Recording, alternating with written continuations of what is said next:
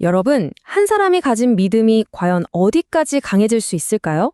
오늘 이야기의 주인공은 바로 그런 질문을 던지게 하는 인물입니다. 평범한 학자에서 시작해서 독립운동가, 그리고 순교자가 되기까지 자신의 신념 하나 때문에 모든 걸 내던졌던 남자, 신석구. 그의 삶 속으로 한번 들어가 보시죠. 이야, 정말 시작부터 대단한 말이죠? 이게 바로 신석구라는 인물의 삶 전체를 꿰뚫는 핵심 철학이었어요. 그러니까 내 죽음은 그냥 끝나는 게 아니다. 이걸 씨앗 삼아서 수천 명, 아니 내 자식들 마음에라도 독립정신을 심을 수 있다면 그걸로 만족한다. 이런 생각이었던 거죠. 네, 맞습니다.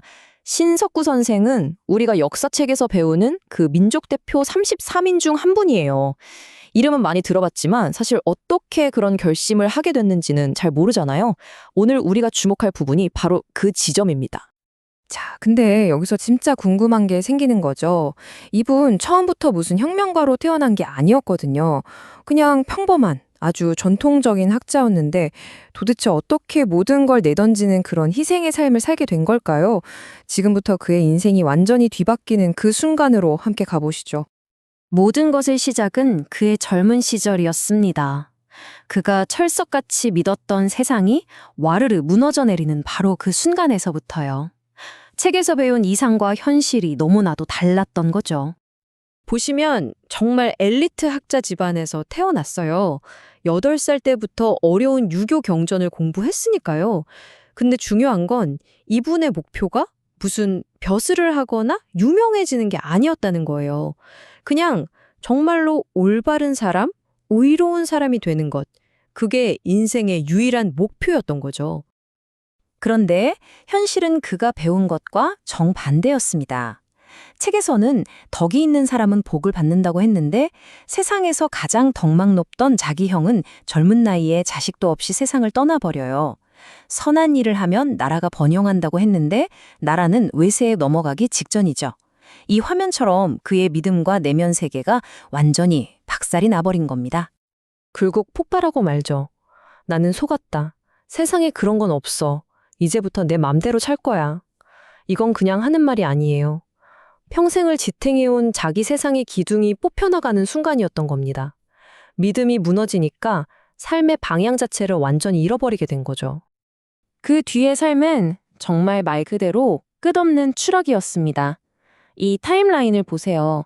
결혼은 했는데 가난해서 집도 없고 훈장으로 일하다가 이건 아니다 싶어서 그만두고 심지어는 친구 죄를 뒤집어 쓰고 감옥까지 가요.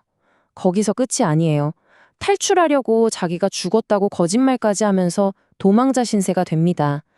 완전히 인생의 밑바닥까지 떨어진 거죠. 하지만 여러분, 있잖아요. 인생의 가장 밑바닥에서 때로는 가장 놀라운 반전이 일어나기도 하죠.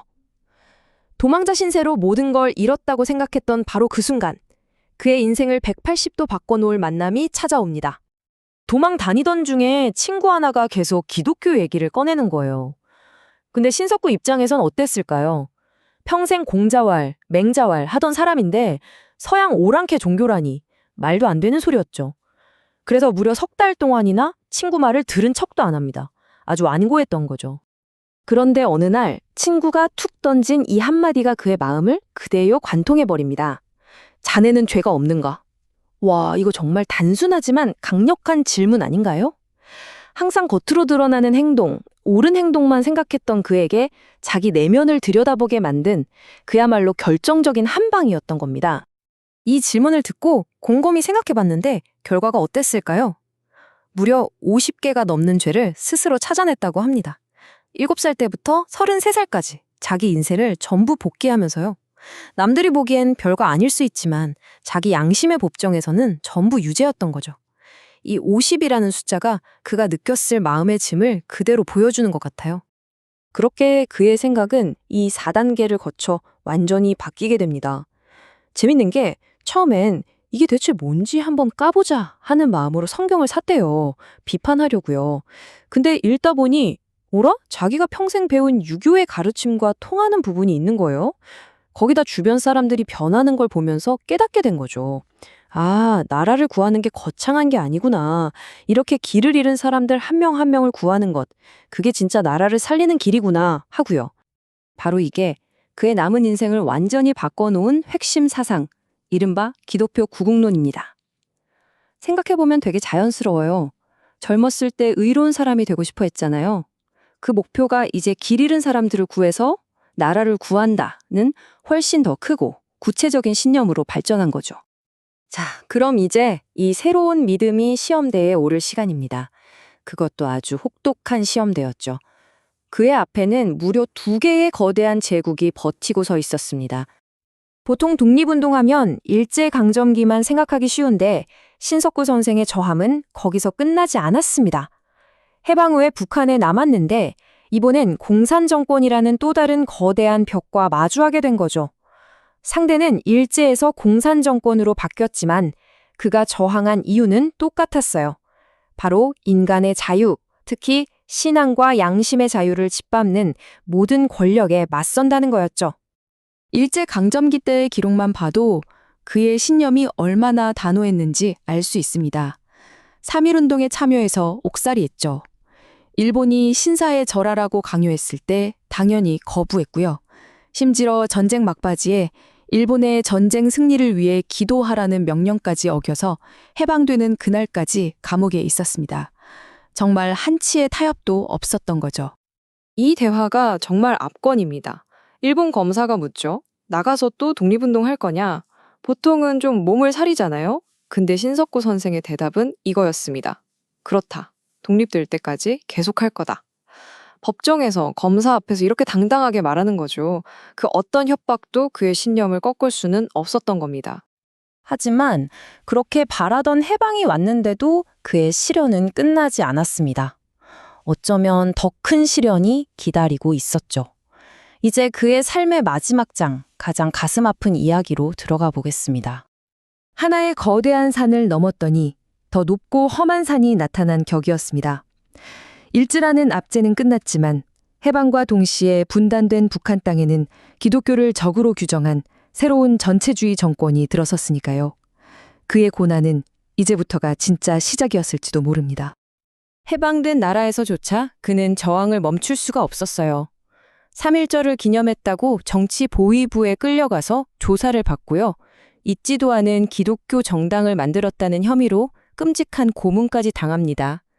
결국엔 말도 안 되는 조작 사건에 엮여서 10년형을 받고 교화소로 끌려가게 되죠.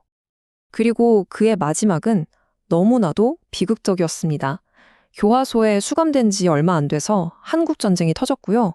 1950년 10월 유엔군이 북진하자 후퇴하던 북한군이 수감자들을 집단으로 처형했는데 이때 신석구 선생도 함께 희생된 것으로 보입니다. 안타깝게도 그의 시신은 끝내 닿지 못했습니다. 하지만 그의 이야기가 그저 비극으로만 끝나는 걸까요? 아닙니다. 바로 이 구절을 보면 그의 죽음이 어떤 의미를 갖는지 알 수 있습니다. 한 알의 밀알이 죽어야 많은 열매를 맺는다. 그는 스스로가 바로 그 땅에 떨어져 썩는 한 알의 밀알이라고 생각했던 겁니다. 자신의 죽음이 끝이 아니라 더 풍성한 열매를 맺기 위한 과정이라고 믿었던 거죠. 자, 신석구 선생의 삶은 오늘 우리에게 이런 질문을 던집니다. 희생하는 삶은 언제 승리하는가? 모든 걸 잃고 결국 목숨까지 바친 삶을 과연 실패라고 할 수 있을까요? 어쩌면 진짜 승리라는 건 내가 무엇을 얻었느냐가 아니라 내가 무엇을 위해 모든 것을 버릴 수 있었느냐로 결정되는 건 아닐까요? 여러분은 어떻게 생각하시나요?